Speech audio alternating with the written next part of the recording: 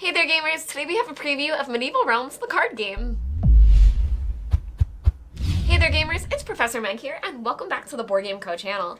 Today we have a preview of Medieval Realms, the card game by Lost Games, and this is a current crowdfunding campaign, so you can check out the link down below for everything that they have planned for their campaign. This is a sponsored video, and this is also a prototype copy in front of me, so all rules, components, icons, things like that are subject to change, but Medieval Realms, the card game, is going to be a game for 3 to 7 players, where you are all working toward set collection. You're trying to go for different things where we all know set collection, and different icons are going to score for you in different ways, so you're going to want to start bidding for specific cards, because every round players are going to be secretly simultaneously choosing a card and then bidding for the center row. So there is this center market, and you're going to be able to gain cards from that into your tableau, gaining you everything that you want for your different forms of set collection. But the tricky part is only certain cards can take from the center, so I am going to get into that in a moment, but you might get outbid by your opponents, and then you need to draw cards from your own discard pile. So you are also building out your own personal discard pile, knowing that it's kind of a reserve where those cards might be played out into your tableau, but you're hoping that they're not, because at the end of the game you will score negative points for every card that you had to dig out of there. So with that, let's take a closer look at Medieval Realms. So this is currently set up for a first turn for 4 different players, and I'm going to go over the general pace of play of how the game goes before I explain the set collection and how you're trying to score at the end of the game, because then I will fast forward you to see what a final version of the game will look like. So we are sitting here pretending that we are this player over here, and at the beginning everyone's hands would be secret, so this would be our own hand and it would be secret to everybody else, but the 4 cards in the center are all visible because we are all bidding for them. Now, the tricky part about the game is that you're only able to take a card if you play a card that is lower than that card. So for example, we have a 7 here, and that would be very tricky that a player would need to play a 6 or lower to be able to take this from the center. So you're almost guaranteed this round for someone to be drawing from their discard pile, but you can see there's a 127 here, and that one is pretty easy for everyone to grab, but that means that a lot of people are also going to be trying to go for it, and as close as you can get to that 127, the more guaranteed you are to win that card, because if you did want it and you played a 126, then you would be the highest bidder and be able to take that card because it's lower than the card you're taking. So we will get into that, but pretending that this is us and our hand, we actually have a 125 here, so that's pretty close to that 127, and I think we should use that as the card that we're playing. But from your hand of 4 cards, you're going to play 1 card, then you're going to also discard 1 card, and the other 2 cards are going to roll over for you to the future round. So we're going to choose to discard one of these as well, knowing that we could potentially be pulling it into our tableau in the future. So let's discard this 58 over here, and then the other 2 cards we'll save for the next round. So what you see face up is what I have already chosen for the discarded card for all of the other players. And now, simultaneously, once everyone has their card chosen, we are going to reveal. Now, this is going to be the beginning of your 12-card tableau that you're going to have scoring for you, and the card that you take here from the center will be played as your second card for that round. The game is played over 6 rounds, which means you're gaining 2 cards every round in this fashion. So you can see that quite a few players actually did try to go for this card. We have a 120, a 117, and a 46. So you can see where a lot of people were trying to go for it, but the highest card is this 125, and they are able to take the 127. So this player over here is able to have both of these cards now in their possession, and then the next player to choose would be this 120. However, there are not any cards that they would be able to play because nothing is higher than that, so they would have to play the card from their discard pile. Now you are able to play any numbered card. You don't have to worry about the numbers at that point, but you are depleting your discard pile. So next up, we would have the player that played the 117, and they're in the same exact boat, unfortunately, so they're also going to take this card over here from their discard pile. And this player with the 46, trying to be a little bit safer, You know, actually, let's have them have played this 5 just to show you a little bit more. But we'll have them discard their 46 and have played their 5. So they would be able to actually grab anything that they want because the other 2 players weren't able to. So even though they would have been the lowest in bidding order, they would still be able to choose whatever they want. So we'll have them choose this card here, set it over there, and now you can see where all players have 2 cards. Now, as I said, this is the general pace of play. So over the course of 6 rounds, players are going to go through this process of both bidding to be able to choose from the center cards first, but also keeping in mind that you need to play lower numbers to be able to take what you want from the center. So sometimes going later in that initiative for being able to choose from that central market can be better because then you have more options of what cards you're being able to take. So with that being said, I'm now going to jump us forward to the end of the game and show you how a player might score.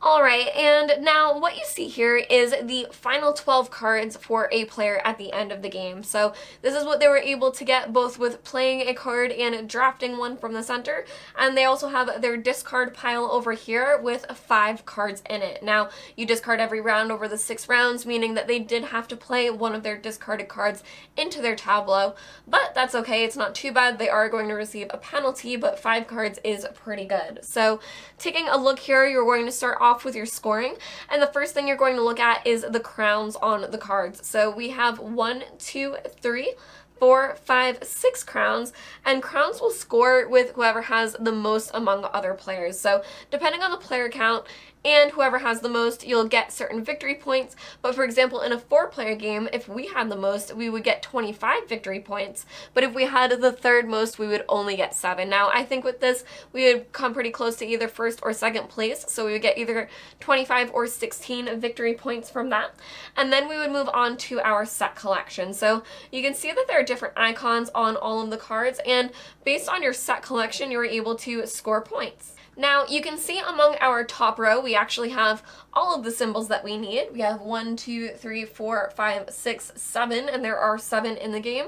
So that would be a full set, which would award 49 victory points for that. So that set collection in specific can mean a huge amount of points for players, and you're really going to want to work toward diversifying your set collection for those pieces.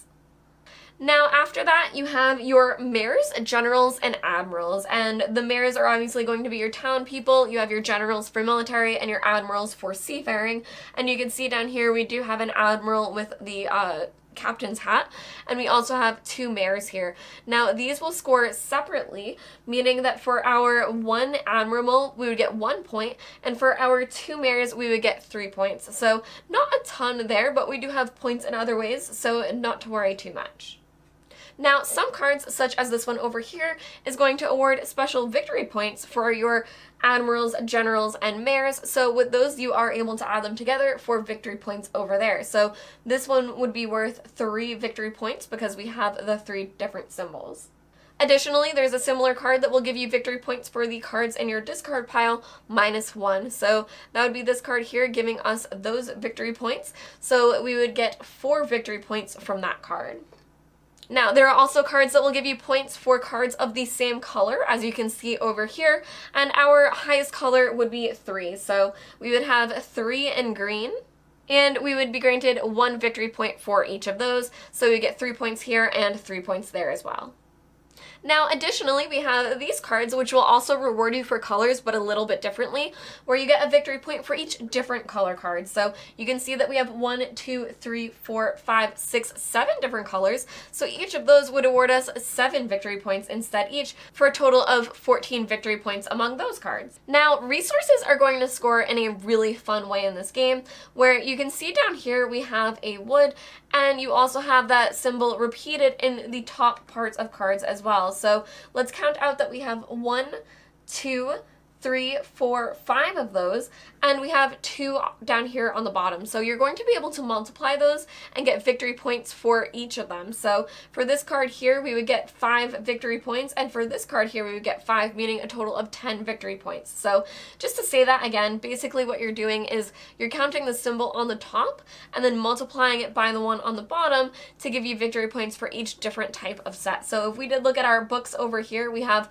1 book down on the bottom, and we have have 1, 2, 3, 4, 5 up top. So that again would be 5 victory points for us. Now, finally, as I mentioned before, we would add up our total score. We would also take that penalty from using a card from our discard pile. So because we have 5 cards in our discard, we would receive a -1. If we had 6 cards here, it would not affect us at all. But for example, if we only had 3 cards left here in our discard pile, it would be -9 points. And if you have 0 left here, it's -36. So it may be worth it potentially if you get really stuck and you need to be playing cards out of here to be putting in cards that you at least know will score pretty well for you. But that being said, it can be really, really tough once you start playing too many cards out of this area. Overall, the pace of play of Medieval Realms is you're going to go through that sequence for these 6 rounds, gaining you 12 cards for your tableau, hopefully being able to use those different scoring systems to get you as many points as possible. But the most important part of the game is going to be keeping as many of those cards in your discard pile as possible, because you are building your own personal discard, meaning that every card that you put in there is a card that you might potentially want to use, but everything that you take out is going to be negative points for you at the end of the game, and it can get trickier and trickier to get yourself out of that hole if you find yourself in the later rounds not being able to take any cards that you were bidding for, but you've already played cards from your discard pile, and then all of a sudden you have a huge negative modifier at the end of the game. But the biggest part of this game is going to be that pacing of seeing what's available in the market and making sure you have enough choices with the cards that you're playing. For example, you saw in that first round how a lot of people got locked out, so you need to be able to be sure that you're able to at least gain some cards and not draw from your discard pile, but you also want to get the best card possible for what you want for your tableau. So if you have something juicy out there that you really want, you might play a higher card, hoping that you're first in initiative when you're drafting those. But the hardest part about that is if you don't get what you want, you might get stuck with basically taking things out of your discard pile and no fresh new cards at all. So this has been a preview of Medieval Realms, the card game by Lost Games. You can check out the link down below for everything that they have planned. Thank you all for watching the Board Game Code channel. I've been Professor Meg, and I will see you all next time. Bye!